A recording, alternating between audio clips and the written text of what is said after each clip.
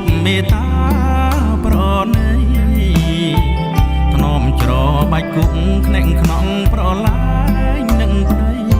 អរគុណធៀបការព្រៃតាថ្លៃបាត់ទៅទីឡាត្បូងពេជ្រនៅ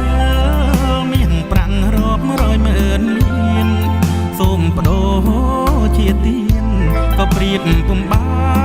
នហាត់ថាអង្គរឹងធ្លាប់ដេកញោមរែធ្លាប់តាំងផល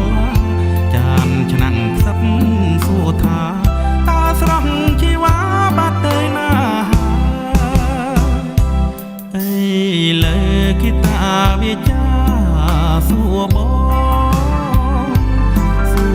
ររកនោះឡងម្ចាស់កូនពេលខ្នាយខ្ទមកែវខ្ទមៀនម្ចាស់អើយទៅ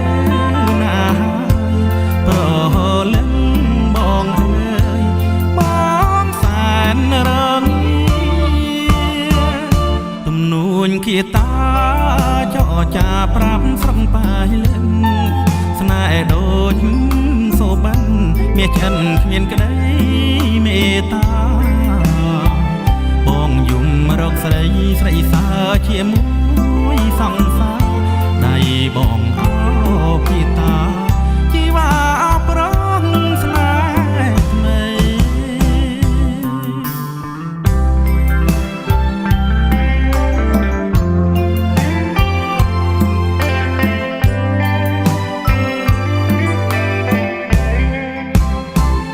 ឃើញស្រមោលមលប់ពោត្រជាងងចាដូចរូបជីវ៉ាដែលធ្លាប់មេត្តាប្រណីធ្នមច្របាច់គុកខ្នែងខ្នងប្រឡាយនឹងប្តី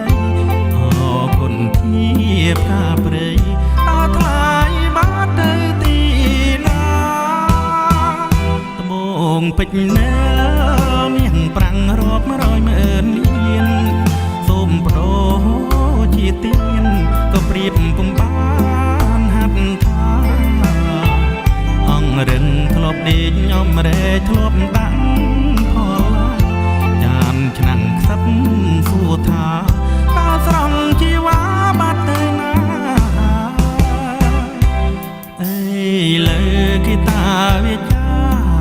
សួរបងសួ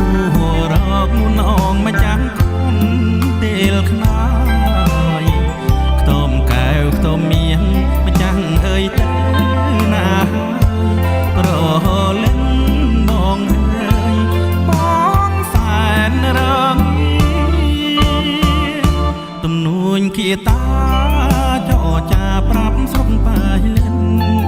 ស្នេហ៍ដូចសូបានមាសចិនគ្មានក្តីមេត្តាបងយំរកស្រីស្រីសាជាមួយសង្សារ